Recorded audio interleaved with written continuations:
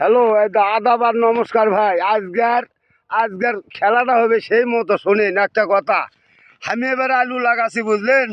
আলু লাগাছি, তে বইয়ের সাথে আমার হার জিত, বুঝলেন? হার জিত কি হার জিত? এবার যদি আলুর দাম বেশি যায়, যদি 800 টাকা কি 1000 টাকা মন যায়, তে বোক মানে যে আমার 5 মন আলু বেচে আমার বোক সাজার লাগবে, এটা নিয়ে আমার সাথে খুব চ্যালেঞ্জ হচ্ছে, হার জিত। আর যদি কম হয় তাহলে আমার বউ আমাক সাজাবে, বুঝলেন? তাহলে এবারকার খেয়াত বইয়ের বুধ দিয়ে মানে যে এবার লাগাছি, বুঝলেন?